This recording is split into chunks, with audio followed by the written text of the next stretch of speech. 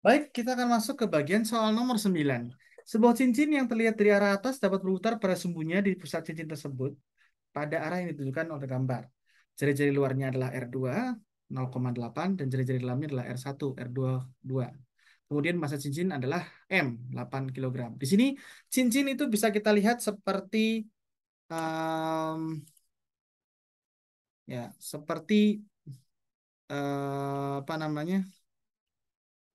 Silinder gitu ya. Seperti silinder dengan jari silinder berrongga yang dengan tebalnya tidak bisa kita abaikan. Jadi artinya momen inersial untuk cincin ini ya itu akan sama dengan setengah kali M besar kali R1 kuadrat ditambah dengan R2 kuadrat ya.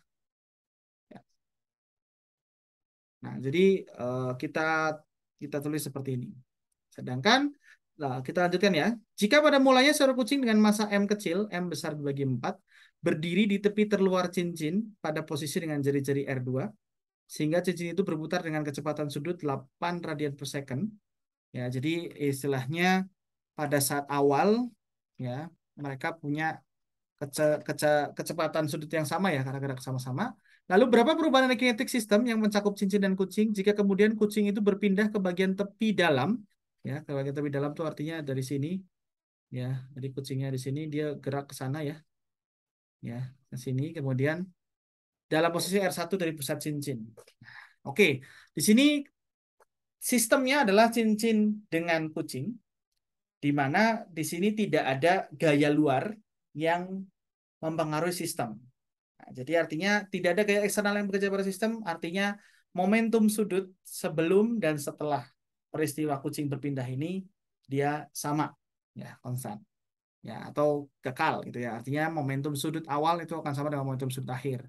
Pada saat awal, ya awal, pada saat kucing berada pada tepi luar, maka momentum sudut totalnya itu adalah momentum sudut dari kucing ditambah dengan momentum sudut dari cincin. Momentum sudut dari kucing itu saja akan diambil sebagai M kucing ya, M kecil kali V kucing. Saya ambil kucing itu adalah 1, cincin itu 2 ya.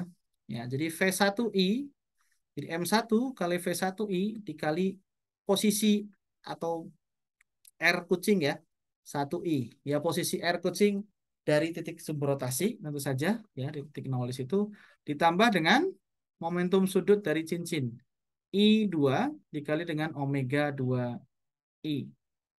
Nah, di mana kalau kita dapatkan pada saat awal ya makanya kita bisa dapatkan ini M1 kali V kali R itu akan sama dengan omega ya, omega awal gitu ya, omega awal kepada sudut omega 0 di sini dikalikan dengan R2 karena dia di tepi ya, kuadrat ditambah dengan setengah kali M besar ya, M besar atau M2 lah ya, saya tulis M2 di sini dikali dengan R1 kuadrat ditambah dengan R2 kuadrat dikali dengan omega 0 saja ya kan, I kali omega omega 2I kan sama dengan omega 0.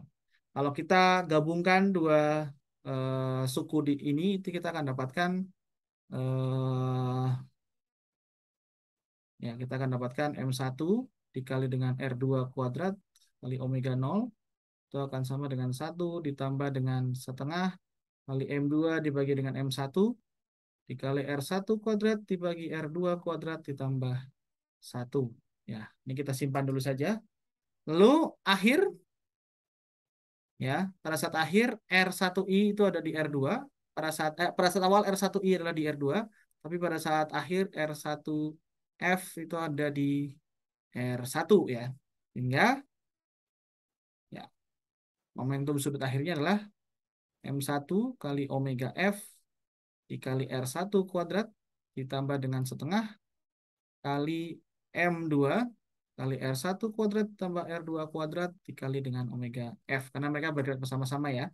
Dan di sini saya ubah V kali R itu jadi omega kali R dengan memperhatikan bahwa V itu sama dengan omega dikali R. Ya, jadi ada kuadrat di sini. Yang kalau kita substitusi ini kan sama dengan M1 R1 kuadrat omega F ya 1 plus setengah kali M2 dibagi dengan M1 kali 1 plus R1 kuadrat dibagi R2 kuadrat sorry ya dibagi dengan R1 kuadrat. Ya, bedanya adalah kalau yang ini R2-nya yang dikeluarkan, yang ini R1-nya yang dikeluarkan. Ya, ya Anda perhatikan di situ. Sehingga dari kesamaan dua ini, gitu ya, kita bisa dapatkan bahwa kalau kita samakan ya, lalu kita bandingkan, maka kita bisa dapatkan ya dari LI itu sama dengan LF ya untuk kekekalan momentum sudut. Jadi ini disamakan dengan ini. Lalu M-nya bisa kita coret, M1-nya. Lalu omega 0 dan omega F bisa saling kita bandingkan. Lalu R1 juga kita bandingkan ke sana. Dan begitu pula yang besar ini kita bisa dapatkan bahwa omega yang F dibagi dengan omega yang O atau I ya, awal. Itu akan sama dengan R2 dibagi dengan R1 kuadrat dibagi dengan 1 plus setengah M2 dibagi dengan M1, R1 kuadrat per R2 kuadrat ditambah 1, saya hapus dulu, R2 dibagi dengan 1 plus setengah M2 per M1, 1 ditambah R1 kuadrat per R2, R2 kuadrat dibagi dengan R1 kuadrat. Ya. Nah, ini semua angkanya sudah ada ya, R1-nya ada, R2-nya ada, M1 dan M2-nya juga ada, kita bisa bagi-bagikan gitu ya. Jadi artinya kalau kita hitung, kita bisa dapatkan kira-kira sama dengan 1,273 ya. Anda bisa lihat R2 itu akan sama dengan 2R1, jadi di sini ada 2, M2 per M1 juga ada, dan seterusnya. Kira-kira 1,23. Sehingga kita bisa dapatkan omega F sama dengan 1,273 omega 0. Dengan omega 0 yang kita tahu 8 radian, kita bisa dapatkan omega F itu akan sama dengan 10,2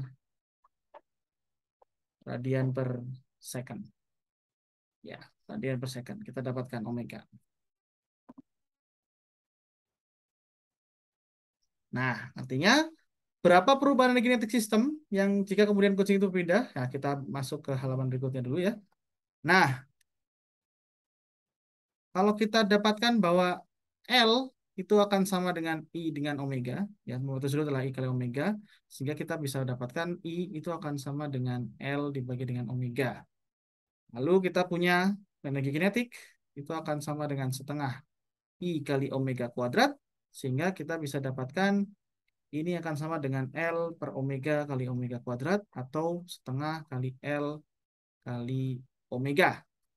Nah, oleh karena energi kinetik satu dan energi kinetik, momentum sudut awal itu sama dengan momentum sudut akhir, ya, maka energi kinetik kalau kita bandingkan energi kinetik akhir dengan energi kinetik awal itu akan sama dengan setengah kali LF kali dengan omega dibagi dengan ya omega F sama dengan setengah LI kali omega I. Nah, karena LF dan LI itu sama, kita bisa coret. Ini maka akan sama dengan omega F dibagi dengan omega I. Atau sama seperti kita hitung sebelumnya, 1,273. 1,273 ya. Ya, sehingga kita bisa dapatkan bahwa energi kinetik akhir itu akan sama dengan 1,273 dikali energi kinetik awal. Ya, sehingga kita bisa dapatkan delta K, delta energi kinetik, itu akan sama dengan 0,273 energi kinetik awal. Nah, ini kita hilangkan dulu ya.